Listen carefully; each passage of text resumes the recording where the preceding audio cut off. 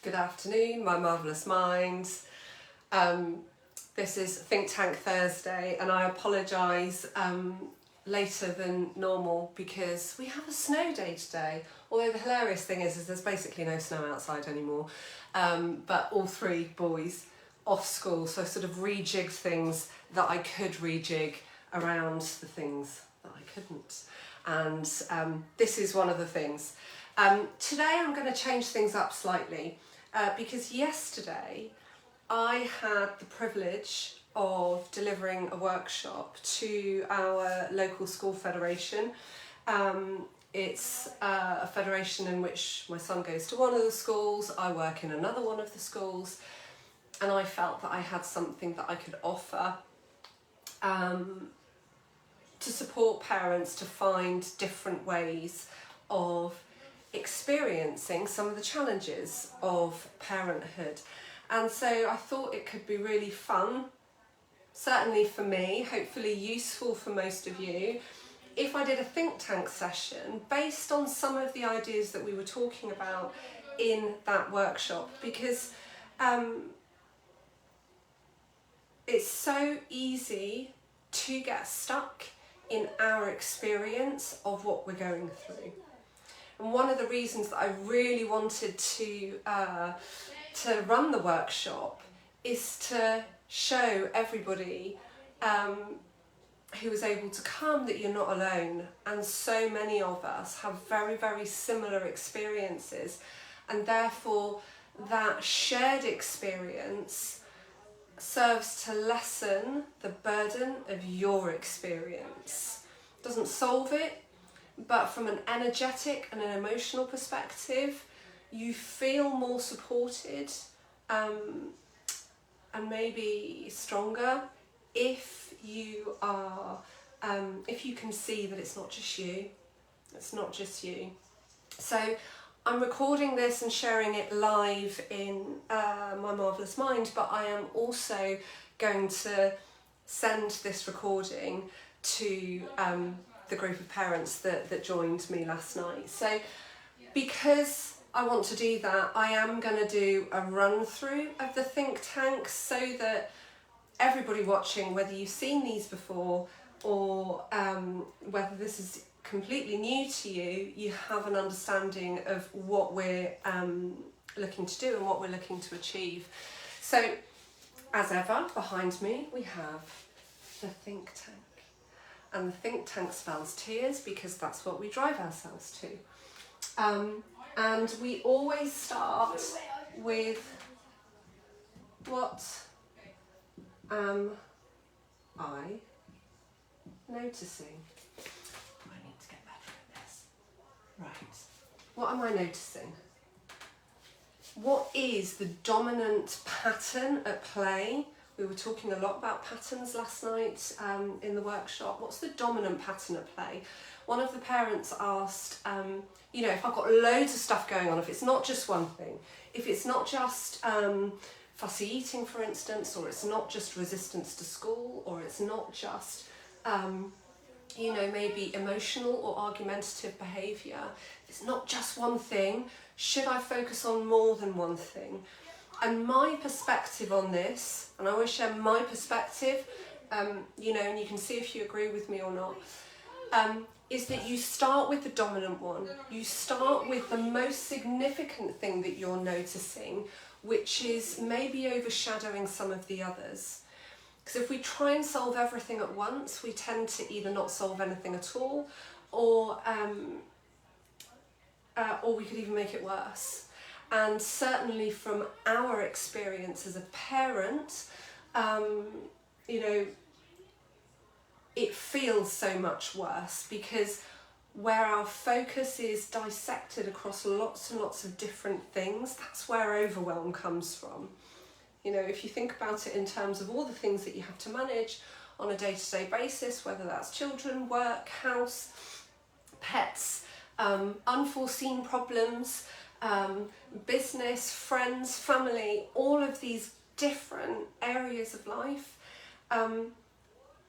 it's very easy to find yourself going, I just don't know where to start. And I frequently do that myself. And I have have to bring myself back to this work that enables me to find a more peaceful perspective. And that's the thing that I would start with, is one of the key purposes of the think tank is to find a more peaceful perspective. It's to find essentially a diagnosis of what you're experiencing, like what is the pattern that is going on for you, what are the different components of that, and therefore once you know that, how can you change it? So in relation to challenging behaviour or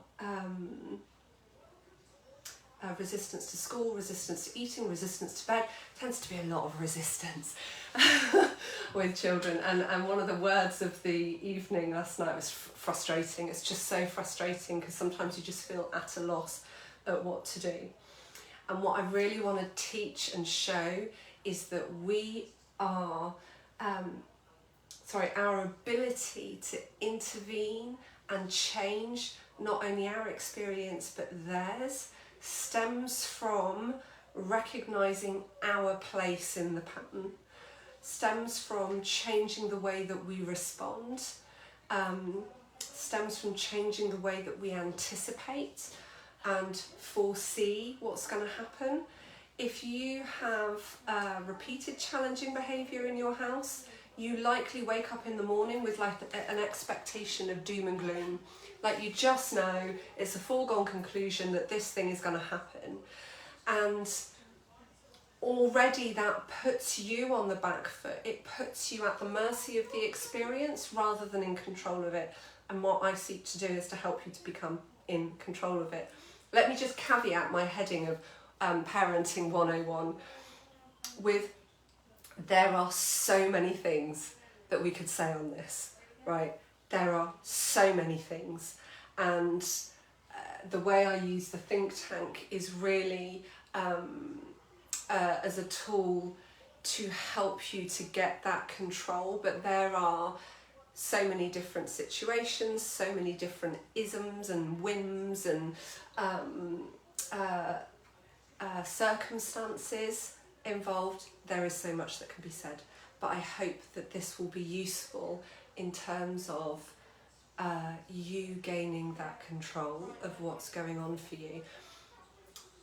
The other thing I want to say is I'm going to try and keep this broad. So the challenges that we were discussing in the workshop tended around resistance to doing things, leaving the house, getting dressed, going to school, eating food. But there were also challenges around friendships,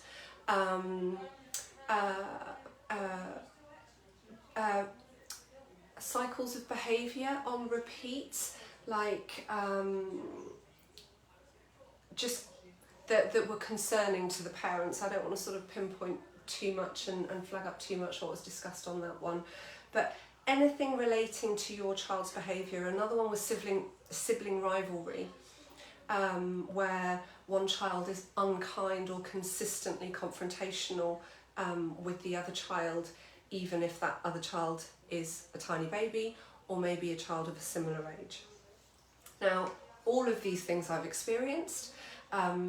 This is not about me being perfect and trying to show you how to be like me. Anybody who knows me knows that that's just not the case. What it is about is teaching us how to highlight how we can gain control no matter what you've experienced before, no matter how you're feeling now or anything like that. Hi Sarah.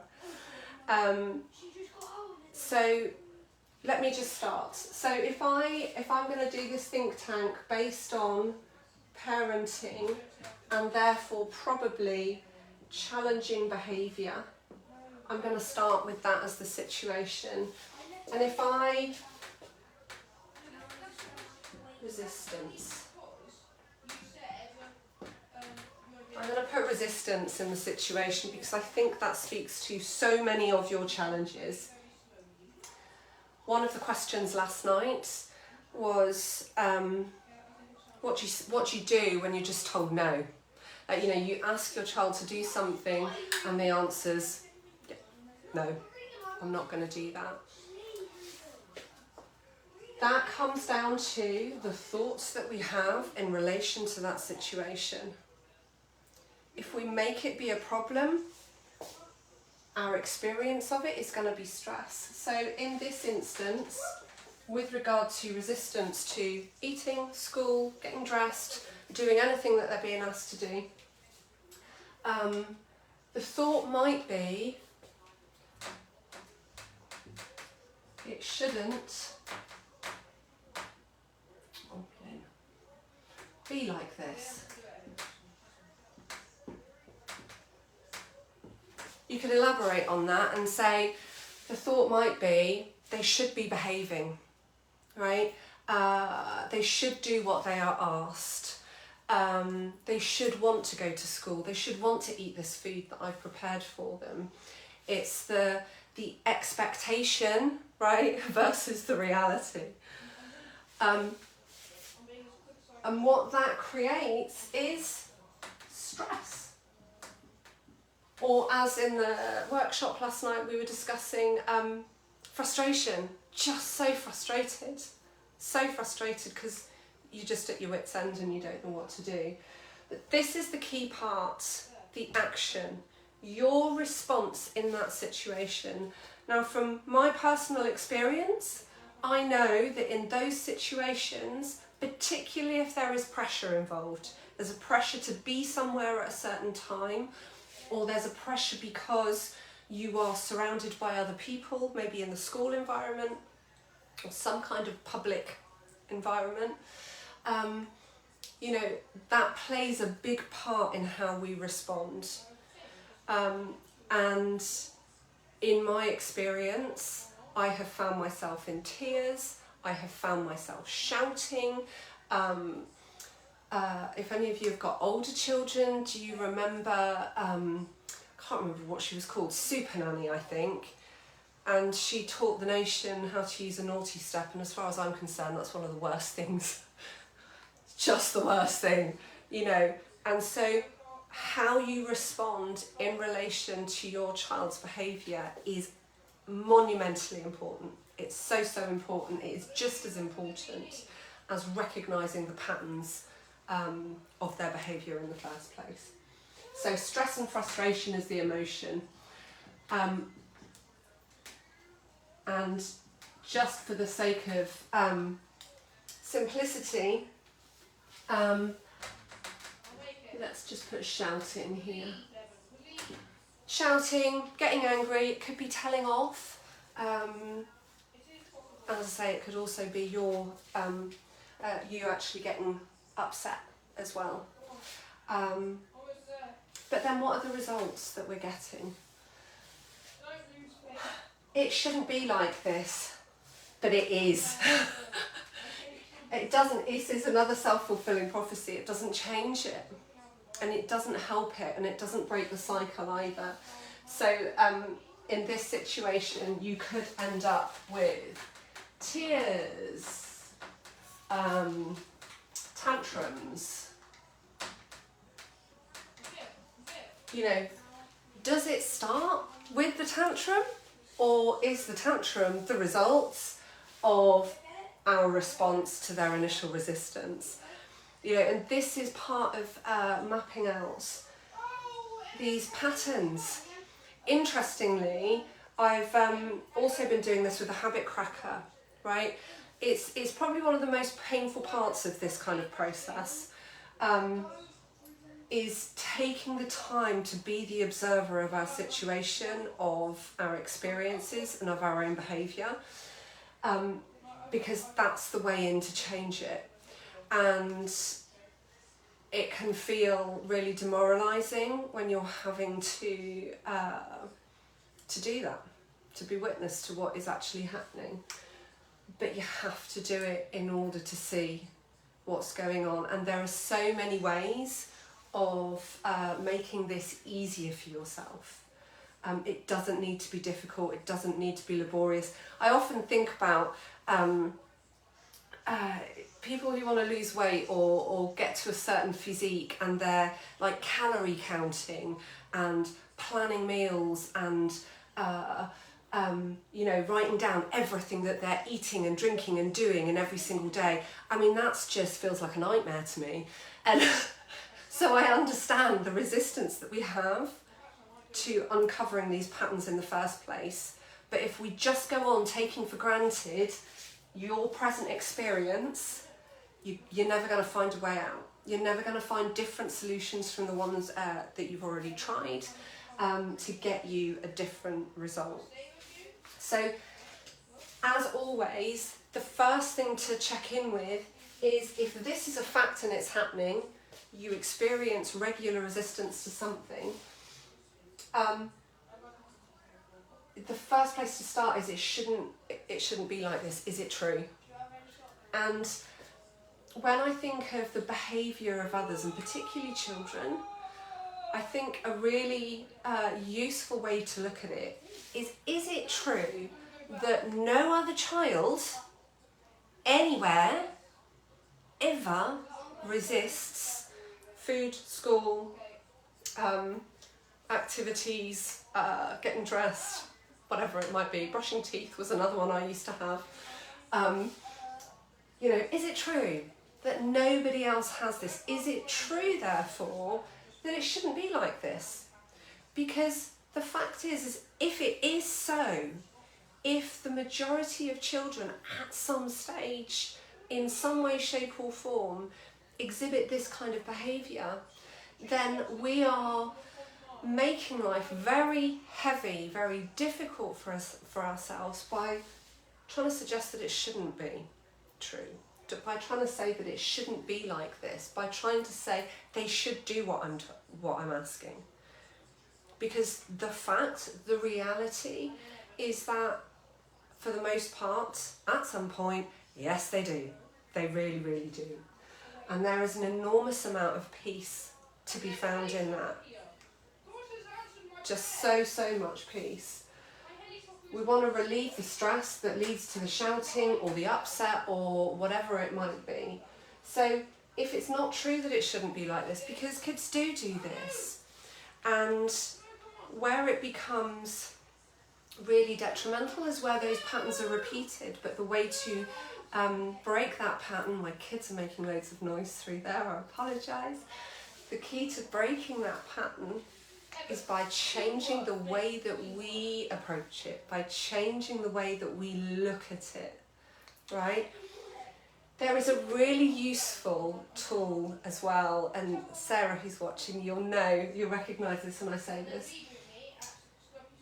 There is a turnaround. This is the work of Byron Katie. I mentioned her in the workshop last night. I mention her to most clients because her work has influenced my work enormously. If you take the thought that you have about a situation, take the thought that you have about your child and turn it onto yourself, I shouldn't be like this. It is just an awakening. It's an awakening to different possibilities of being and different ways of looking at the situation. We are there judging the child, saying you shouldn't be like this, you should be doing as you're told. This should be easier, maybe. But if you turn it around and say, I shouldn't be like this, I should do as I'm told, or maybe I should be making this easier for myself. I personally find it utterly liberating. So, I'm going to get rid of that. This is the first step of the think tank. And I'm going to add in that there are so many ways that you can use the think tank. I just want to keep it simple by just mapping it out to start with. Because we want to change the emotion. So, the thought is, he, she is just a child. maybe. Or whatever works for you and your marvellous mind. Because the think tank is a diagnostic tool in the sense there's no right or wrong. I want you to try on a different thought and see if that feels right and true for you. I'm just a kid. This is a phase. It will not last. It will pass. It will change. It will morph into another challenge. You know, let's be real and honest about it. I might have to go and shout at my children in a second. There you go, shouting. Quiet, please. Snow day, marvellous. Right. So they're just a child, or whatever else brings you more peace than it should not be this way. Because we want to change that stress and frustration into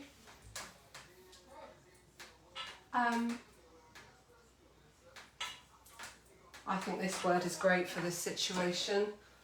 Calm. Calm.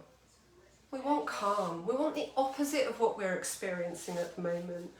We want the emotion that drives everything else to be the opposite of the results that you're presently getting.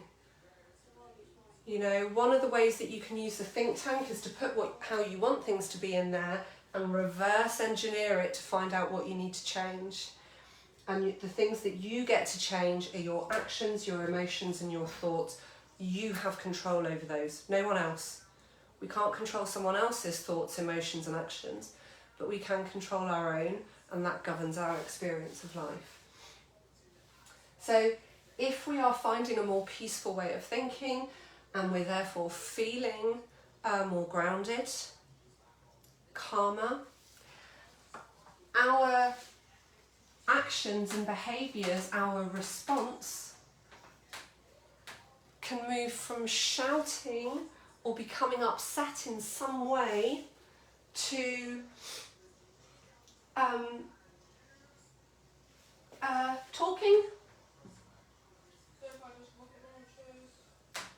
connection. You know, that's what we're ultimately looking for. I shared a story in the workshop last night about a time where I sought the advice and support of a health visitor when I was expecting our youngest, because my eldest was just so challenging and I was feeling so defeated, and her advice was just so perfect and has stayed with me forever. And she just said, he just wants you, Lynn. He just wants you. He wants your love, your connection, and he's seeking it in any which way he can get it. And it's not that I wasn't giving him that, but we had become immersed in this pattern of my stressful responses to his behaviour and all of the ripple effects that came out from that. So with calm, we can behave, we can take action, we can respond through talking, through connection. And what I would hope is that rather than tears and tantrums, you find solutions. Your results are solutions. And I think when it comes to children, as with anything, right, again, this is something else I've talked about in the Habit Cracker, you're looking to create positive building blocks. We're looking for a positive foundation off which to build a pathway of strength, right? And we do that through finding solutions, whatever they may be. And the more that you do this, you can get really specific about some of these things. But this relationship, let me just, oh, you can just about see that arrow. It's this relationship between your results and the situation that you experience on repeat that is key. Because one outcome, one result is going to create like a negative a negative compound effect, and another will create a positive compound effect. Because if you found a solution once, even if that doesn't work the next time, you have a sense of resourcefulness that maybe you didn't have before that will enable you to seek out other solutions. And And so ahead of time, if I go back to what I said about, you know, when we wake up in the morning, and if you experience something on repeat, you're already forecasting doom before you've even got out of bed. This helps to break that cycle. This helps you to see that you are in the driving seat. So rather than looking ahead at your day and going, it's just going to be a nightmare, you get to look ahead at your day and go, how do I want this to be? What do I want to experience today? So this is the think tank, relating to parenting, relating to challenges around anything. I put resistance here, but if you would like me to get specific about your personal situation, you are welcome to email or message me, and I can illustrate a think tank that reflects your specific experiences and situation. So I hope you found this helpful. These are the elements that you get to change. Your thoughts, your emotions, your actions, and they will determine your results and influence the situation that you're experiencing, and you get to choose through this whether that's a positive influence or a negative one. And I'm going to go and tell my children to shush now. Thank you so much. I will catch you all soon. The Habit Cracker is tomorrow now, between 11 and 12, because I've had the kids here today. I've rejigged things, so I'll send out emails and posts about that. I will catch you soon.